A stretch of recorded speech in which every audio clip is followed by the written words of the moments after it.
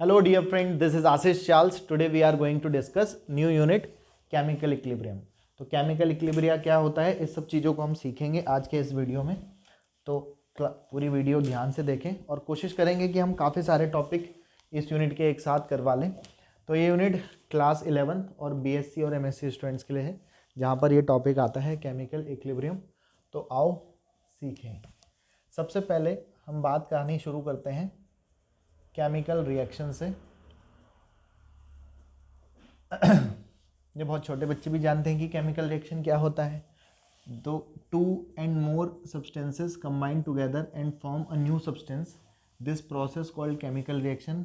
The substances taking participate in chemical reaction called reactants and the substance which forms after the chemical reaction called product।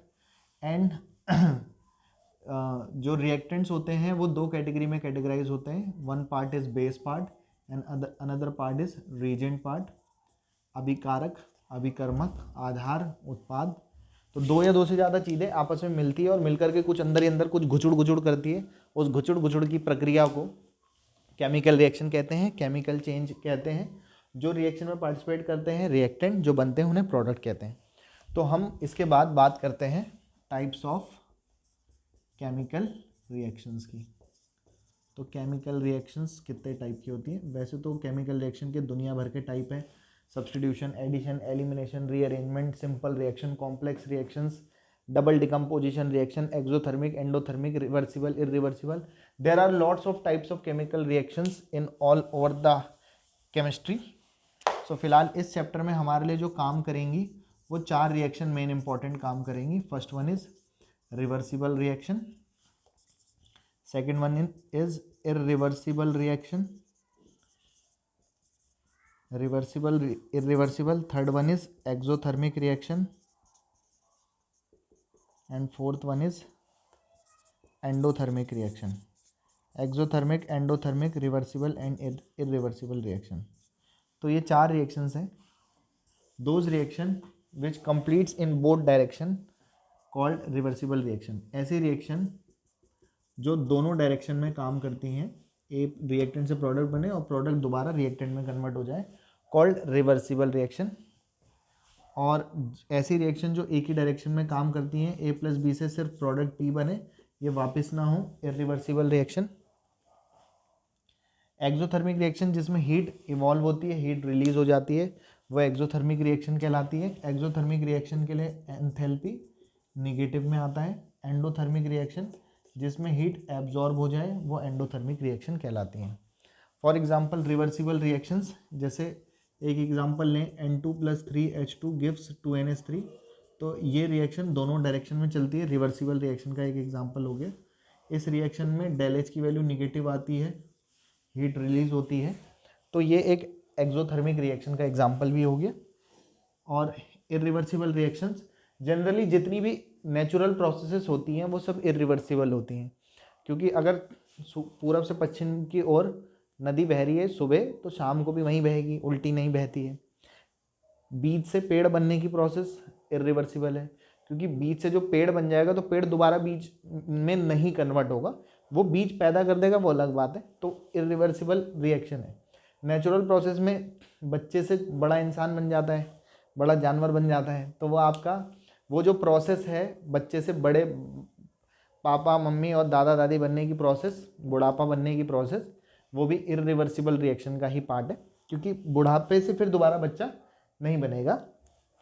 तो वो सब irreversible process है। तो मेरी नज़रों में जितनी नेचुरल प्रोसेस मैंने देखी है वो लगभग सभी 99.9% चांस है कि लगभग सभी नेचुरल प्रोसेस जो होती हैं वो इरिवर्सिबल होती है। एक्सोथर्मिक का एक एग्जांपल देख ही लिया। एंडोथर्मिक जिसमें हीट एब्जॉर्ब होती है वो एंडोथर्मिक रिएक्शन होती है। जैसे आप फोटोसिंथेसिस भी ले सकते हो, CO2 H2O मिल करके C6H12O6 बनाता है। तो 6 C6H12O6 + 6O2 ऑक्सीजन अम्मा भी देती है रिएक्शन। और ये सब कुछ किसकी प्रेजेंस में होता है? सनलाइट की प्रेजेंस में, क्योंकि हीट वो एब्जॉर्ब कर रही है। ये तो खैर सनलाइट की प्रेजेंस में हो रहा है, या आप इसे गर्म करके कोई प्रोसेस करा लो जिसमें हीट एब्जॉर्ब हो, थर्मल प्रोसेस हो, तो जिसमें हीट एब्जॉर्ब होगी वो एंडो, जिसमें हीट रिलीज होगी वो एक्सोथर्मिक रिएक्शन हो जाएगी। तो ये टाइप्स ऑफ केमिकल रिएक्शन, बहुत बेसिक सी बातें कर रहा हूँ। अब स्टार्ट करते हैं अपने टॉपिक की। अब कहानी शुरू होती है हमारी यूनिट के हीरो की। वो क्या है? Chemical equilibrium. तो केमिकल इक्विलिब्रियम क्या है? Let a reversible reaction is, माना कि कोई रिवर्सिबल रिएक्शन ये हो रही है, ये क्या, A plus B gives C plus D. A और बी रिएक्टेंट, सी और डी प्रोडक्ट। अगर रिवर्सिबल होगी तो ये रिएक्टेंट और ये product. Small a b c d number of moles of reactant और प्रोडक्ट है। जैसे यहाँ पे इसके नंबर ऑफ मोल्स 1, इसके 3 और इसके 2 हैं। तो number of moles small a b c d क्या चल रहा है इस रिएक्शन में? 1 3 2 इस तरीके का। यहाँ जनरली हम उसमें small a b c d type की बातें कर लेते हैं। तो ये रिवर्सिबल रिएक्शन है जो दोनों डायरेक्शन में चल रही है। तो रिवर्सिबल रिएक्शन की ऐसी कुछ बच्चों को लगता है रिवर्सिबल रिएक्शन को इक्विलिब्रियम कहते हैं, तो ऐसा नहीं है। रिवर्सिबल रिएक्शन की ऐसी कंडीशन जिसमें फॉरवर्ड रिएक्शन, अगर ये फॉरवर्ड डायरेक्शन की तरफ मूव कर रही है तो किस रेट से मूव करेगी, उसको मैं आर एफ नाम ले लेता हूँ और बैकवर्ड डायरेक्शन के रेट को आर बी नाम से डिनोट कर लेता हूँ। तो फॉरवर्ड रिएक्शन का रेट जब बैकवर्ड रिएक्शन के रेट के बराबर हो जाएगा, if R F is equal to R backward direction के रेट के बराबर हो जाएगा, तो इस कंडीशन को इक्विलिब्रियम कहते हैं। तो if in a reversible reaction, in a reversible reaction, if rate of forward reaction is equal to rate of backward direction, then the process is called in chemical equilibrium। तो इन्हें chemical equilibrium कहते हैं। अगर किसी physical process में ये हरकत हो रही हो तो फिजिकल इक्विलिब्रिया कह देंगे। फिजिकल इक्विलिब्रिया मतलब जैसे बर्फ, सॉलिड से बर्फ H2O पानी बनने का सफ़र है। आपने इसे ठंडा गर्म किया ये बना, ठंडा किया ये बना, और सेम रेट से चेंज हो जाए, तो ये क्योंकि एक फिजिकल प्रोसेस है, केमिकली इसमें चेंज नहीं आया है। केमिकल क्या है? H2O है, H2O है, केमिकली कोई चेंज नहीं आया, ये एक सिर्फ फिजिकल प्रोसेस है। फिजिकल प्रॉपर्टीज़ वो प्रॉपर्टीज़ होती है जिन्हें हम अपने सेंसर से पता लगा लेते हैं, नाक कान आँख मुँह इन ज्ञानेंद्रियों से पता लगा लेते हैं, वो हमारे फिजिकल प्रॉपर्टीज़ कहलाती हैं। जैसे solid, liquid, gas physical property हम बता सकते हैं, इसका कलर कैसा है, इसका ओडोर कैसा है, वो फिजिकल प्रॉपर्टी में आता है। तो यहाँ सिर्फ फिजिकल चेंज हुए हैं, केमिकल चेंज नहीं हुआ है। अब जैसे ये फिजिकल प्रोसेस है, सिर्फ केमिकली कोई चेंज नहीं हुआ। अब जैसे N2 या ऐसे समझ लो H2 plus half O2 gives H2O, तो ये एक केमिकल प्रोसेस है क्योंकि ये अलग केमिकल है, ये अलग केमिकल है और ये अलग ही केमिकल है। H2O की प्रॉपर्टी अपनी अलग है। हाइड्रोजन गैस आग को जलाने में सहायक होती है, ऑक्सीजन की प्रेजेंस में भी आग जलती है, जबकि H2O आग बुझाने का काम करता है। केमिकली बदल गया, पूरी प्रॉपर्टी चेंज हो गई, पूरी कहानियाँ चेंज हो गई। तो बेसिकली ऐसी प्रोसेस जिसमें केमिकल बदल जाते हैं, केमिकल प्रोसेस जिसमें केमिकल सेम रहते हैं, सिर्फ फिजिकल प्रॉपर्टी में चेंज आए, that is called physical process. तो फिजिकल और केमिकल इक्विलिब्रिया क्या होता है या केमिकल रिएक्शंस क्या होती हैं वो समझ में आ गई होगी। और अगर इनमें रेट, अगर ये रिवर्सिबल है और सेम रेट से चेंज हो रहे हों, तो तब उस कंडीशन को हम क्या कह देंगे? केमिकल इक्विलिब्रियम कह देंगे। अगर सेम रेट से चेंज ना हो रहे हो, सिर्फ फॉरवर्ड और बैकवर्ड डायरेक्शन की तरफ चेंजेस आ रहे होंगे, तो तब हम उन्हें सिंपली रिवर्सिबल रिएक्शन कहेंगे। तो रिवर्सिबल, इरिवर्सिबल, एक्सो और एंडो समझ में आ रहा होगा। धीरे धीरे कुछ और बातें करेंगे। तो केमिकल इक्विलिब्रिया का कॉन्सेप्ट हमने बेसिक बता दिया।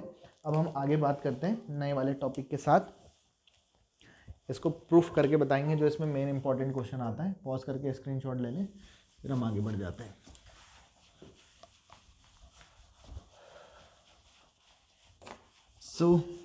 कोई दिक्कत आती है तो आप लोग पूछ सकते हो, कमेंट करके जवाब दे दिया करो। लाइक शेयर सब्सक्राइब के लिए हम कभी कहते नहीं, लेकिन खुद से भी कर लिया करो, करने का मन हो, कुछ समझ में आए तो। खैर, नेक्स्ट टॉपिक पे बात कर लेते हैं केमिकल इक्विलिब्रिया के बाद। ये है आपके पास equilibrium constant Kc and Kp। काफ़ी इंपॉर्टेंट क्वेश्चन होता है ये, इस यूनिट का इंपॉर्टेंट टॉपिक है। और इन दोनों के बीच एक रिलेशनशिप भी प्रूफ करके दिखाएंगे हम। क्या संबंध है इन दोनों के बीच में, वो प्रूफ करना है आपको। आओ, ठीक है। तो let a reversible reaction is, माना को कोई रिवर्सिबल रिएक्शन ये हो रही है, अभी जैसे बताया था, Cc प्लस Dd रिवर्सिबल है, दोनों साइड चल रही हैं। And let a forward reaction rate rate is R F, अभी जैसे बताया था, और backward direction rate, backward reaction rate is R B, ये बैकवर्ड डायरेक्शन का रेट है। तो जब आर एफ आर बी के इक्वल होगा तो हम इक्विलिब्रियम कहेंगे, तो हम वही निकाल रहे हैं, रेट ऑफ फॉरवर्ड डायरेक्शन का रेट।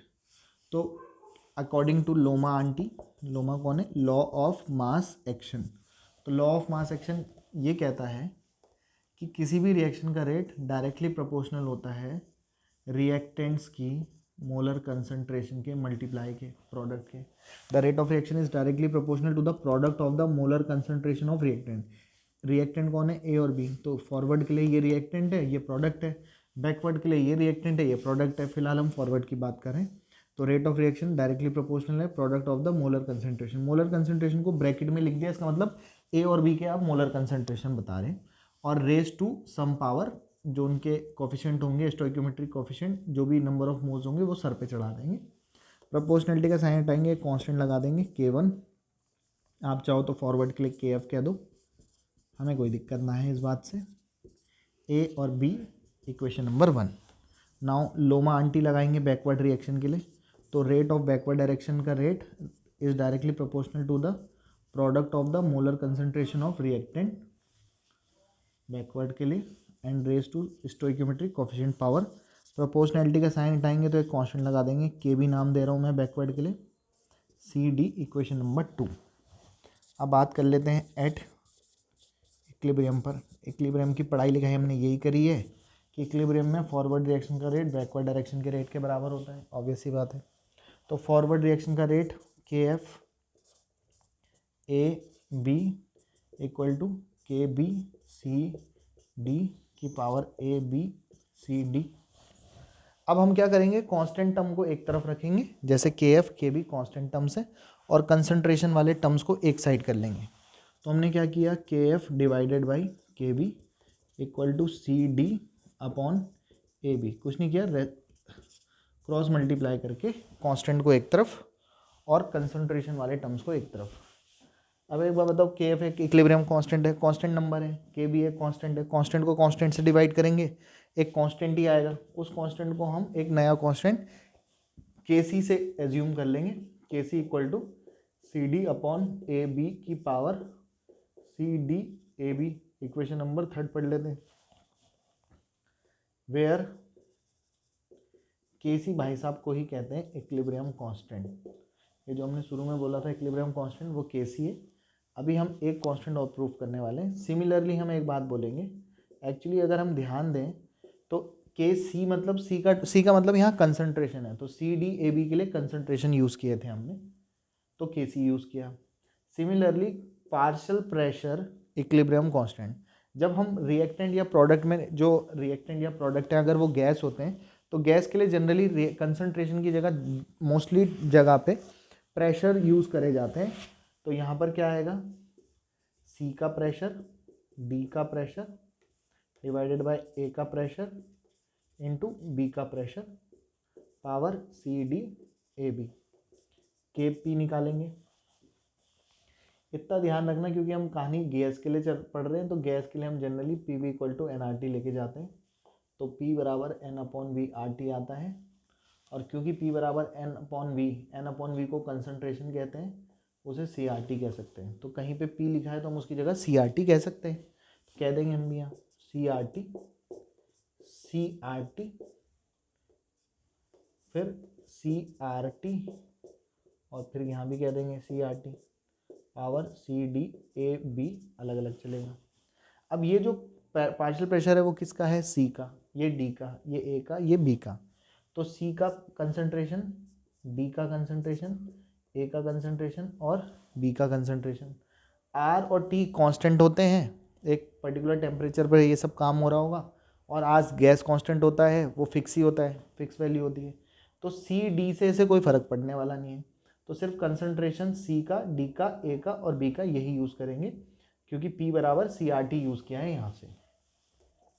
KP बराबर कंसंट्रेशन वाले टर्म्स को एक तरफ, CC CD CA and CB और RT की पावर आर टी की पावर सी, आर टी की पावर डी, बेस सेम है तो पावर में मल्टीप्लाई में पावर ऐड हो जाती है, C plus D, R T की पावर ए प्लस बी।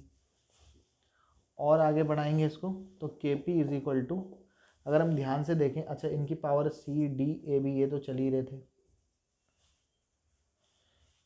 तो अगर मैं ये देखूं सी का कंसंट्रेशन, डी का कंसंट्रेशन, ए का कंसंट्रेशन, बी का कंसंट्रेशन, यही वो टर्म था।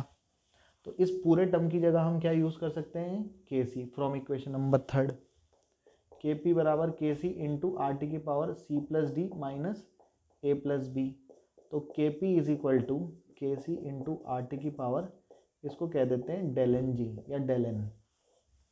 डेल एन का मतलब क्या है, प्रोडक्ट के number of moles minus reactant के नंबर ऑफ मोल्स, ये डेल एन है।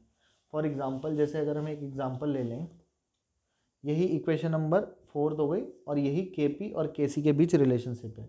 मैं आपको बस डेल एन बता रहा हूँ। एक एग्जांपल के लिए अगर माना कि रिवर्सिबल रिएक्शन मैंने ये ली होती और ये इक्विलिब्रियम पर होती, तो इसके लिए जो डेल एन आता वो कैसे सॉल्व करते, इसके नंबर ऑफ मोल्स 1 और 3, तो 3 मोल्स, 3 + 1 कितने मोल्स हो गए रिएक्टेंट में, 4 मोल्स हो गए, 4 मोल्स हो गए। और इधर कितने मोल्स है प्रोडक्ट साइड, तो प्रोडक्ट के सी और डी जो है उसमें से रिएक्टेंट के ए प्लस बी माइनस करने हैं।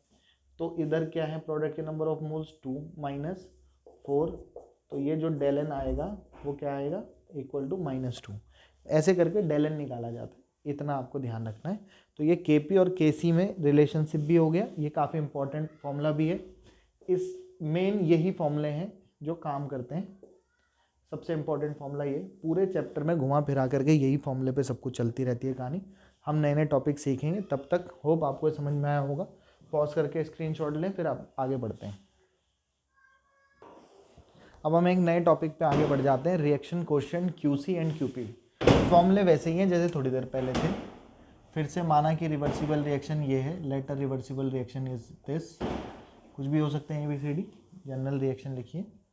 इसके बाद के सी के पी का फॉर्मूला भी देखा था प्रूफ करके, ऐसे ही क्यू सी का फॉर्मूला निकालेंगे तो फॉर्मूला वही आएगा, क्या कहेंगे, प्रोडक्ट के कंसंट्रेशन डिवाइडेड बाय रिएक्टेंट के कंसंट्रेशन।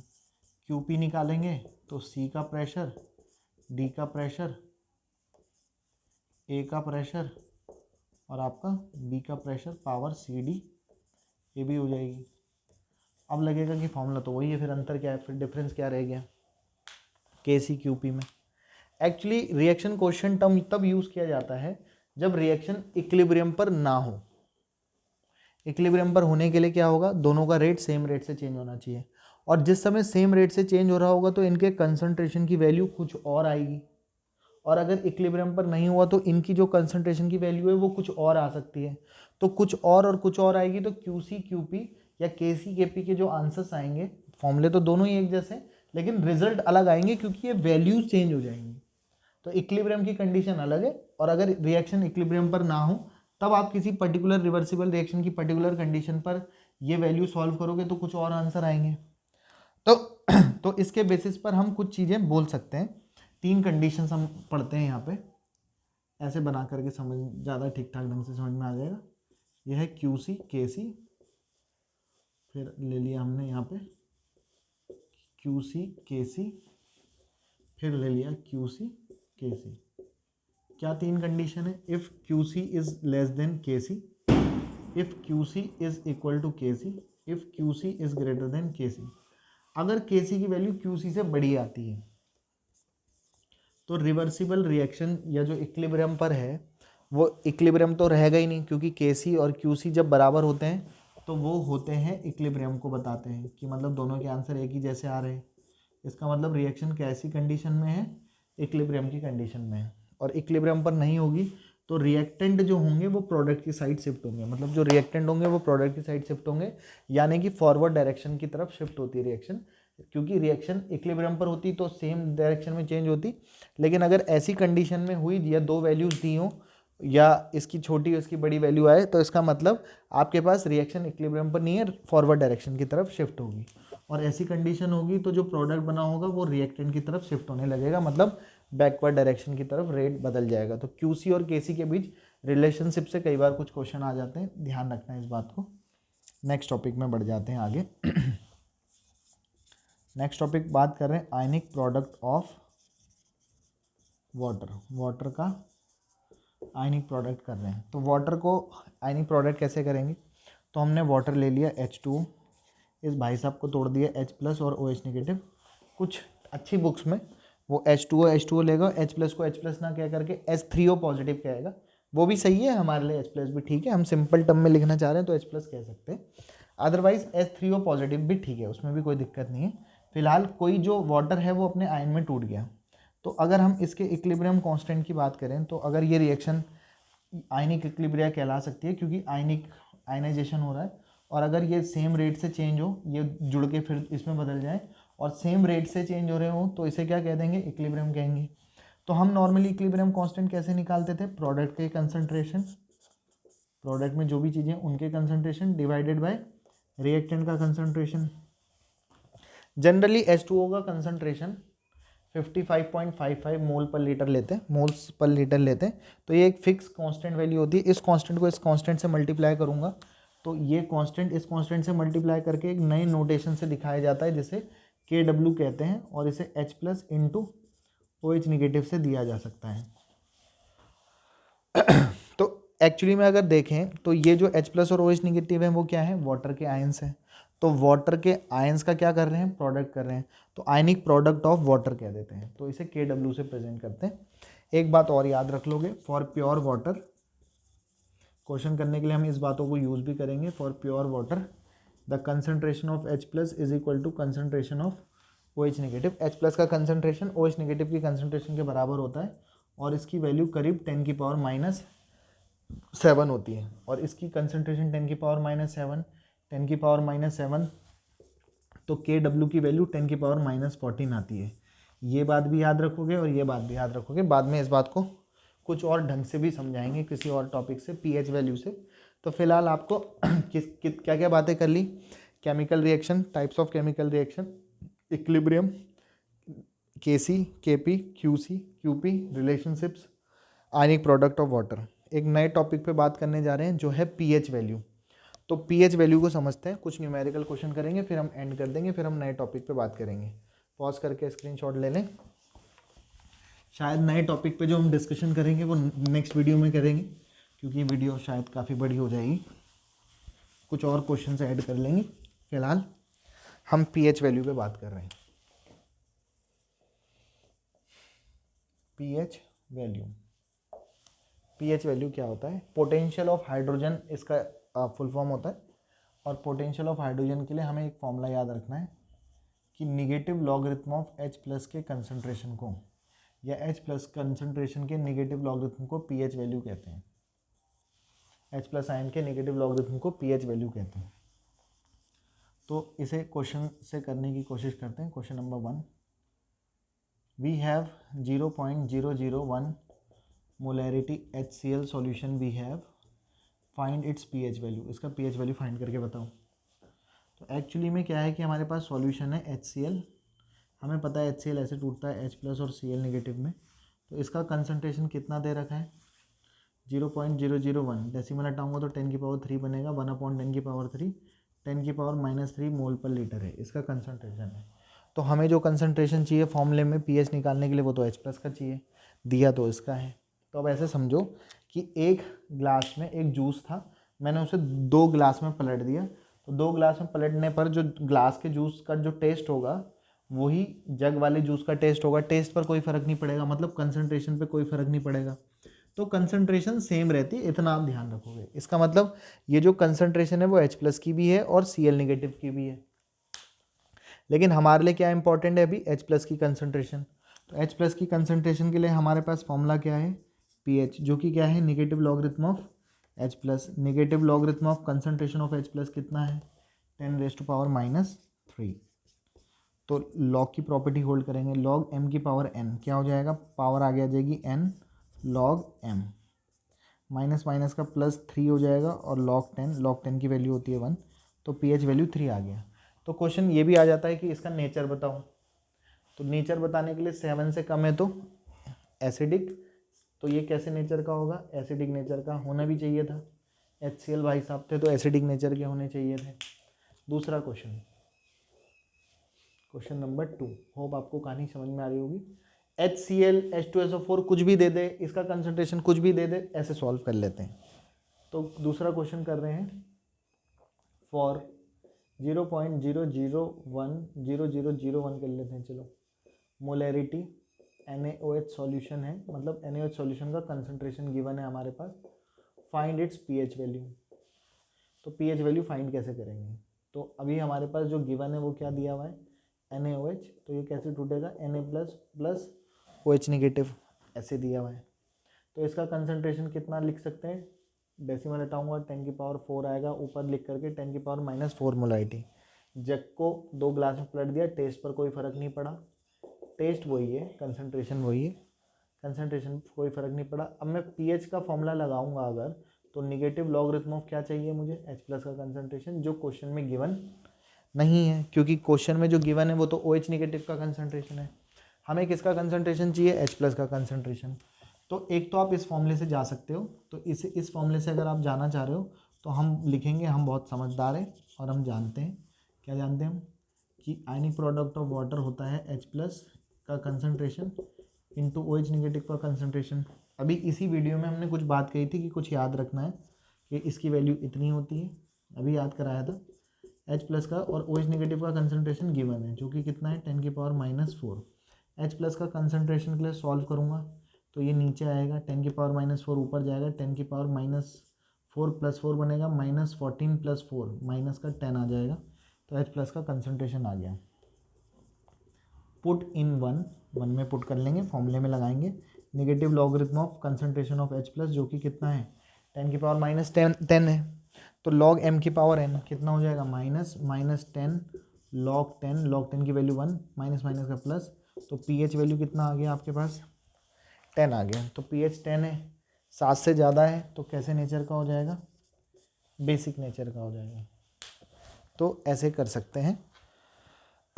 तीसरे टाइप का क्वेश्चन भी बताते हैं। दूसरा, इसमें आपके पास एक ये फॉर्मूला भी काम करता है, अगर आप चाहो तो इस फॉर्मूले से भी जा सकते हो, pH + POH = 14 होता है। तो जैसे आपने अगर ऐसे जाते तो आप सीधे यहाँ से क्या कर सकते थे, P ऑफ OH निकालते हैं। तो POH कैसे आता, negative logarithm of OH negative का concentration, negative logarithm of OH negative का कंसंट्रेशन कितना गिवन था, 10 की पावर -4 -4 log m की पावर n, पावर आगे आ जाएगी, log 10 बनेगा, log 10 की वैल्यू 1, तो 4 आता। तो POH की जगह 4 लगाते तो 4 उधर जाता तो कितना बन जाता, pH 10 ही आता। ऐसे भी इस फॉर्मूले से भी जा सकते थे उसके थ्रू। अदरवाइज एक तरीका ये भी है। इसी दिन के लिए आयनिक प्रोडक्ट ऑफ वाटर को भी पढ़ाया था, और आयनिक प्रोडक्ट ऑफ वाटर अपने आप में एक अलग टॉपिक भी है, उसको भी ध्यान रख सकते हैं। नेक्स्ट, 36.5 ग्राम HCl सॉल्यूशन का pH वैल्यू फाइंड करो। अभी तक तो आपको कंसंट्रेशन दिया रहता था मोल पर लीटर, अब मास दे रखा है, तो इसे कैसे करेंगे, तो हम पहले कंसंट्रेशन निकालेंगे। मोल पर लीटर फॉर्मूला होता है वॉल्यूम, तो मोल्स तो दिए नहीं है, तो हमें मास दे रखा है, तो फॉर्मूला लगाएंगे mass upon molar mass upon volume in litre, solve करेंगे मोलैरिटी। तो मास कितना गिवन है, मास 36.5 ग्राम, मोलर मास HCl का H प्लस का 1, Cl का मास होता है 35.5, तो ऐड करोगे तो 36.5 ग्राम पर मोल, ये इसका मोलर मास आ जाएगा, क्योंकि मोलर मास होता है 1 मोल का मास, जो कि 1 मोल का मास इतना आता है। वॉल्यूम उसने क्वेश्चन में गिवन नहीं दिया, तो हम हमारे लिए जब दिया ना हो तो हम 1 लीटर लेके जाएंगे, ग्राम से ग्राम निकल लो, इससे भी ये निकल लो, 1 मोल इनवर्स ऊपर जाएगा तो 1 मोल पर लीटर, तो सॉल्व करके कंसंट्रेशन कितना आ रहा है, 1 मोल पर लीटर। तो कंसंट्रेशन आ गया, किसका आ गया, HCl का आ गया, HCl का आ गया मतलब H प्लस का आ गया। तो HCl का कंसंट्रेशन आज 1 मोल पर लीटर है, जो कल के सवाल में या पहले सवाल में ये दे रखा था। तो H प्लस कैसे, H प्लस और OH Cl नेगेटिव में ब्रेक होगा, H प्लस का कंसंट्रेशन भी 1m, इसका भी 1m। Now we will calculate pH, negative logarithm of concentration of H plus, negative logarithm of H plus का कंसंट्रेशन 1, log 1 की वैल्यू 0 होती है, तो ओवरऑल pH कितना आ गया। वैसे हाइपोथेटिकल क्वेश्चन है, 0 नहीं आना चाहिए, 1 से 14 के बीच में रेंज में आना चाहिए। तो pH वैल्यू आ गया 0 आ गया, 7 से कम एसिडिक।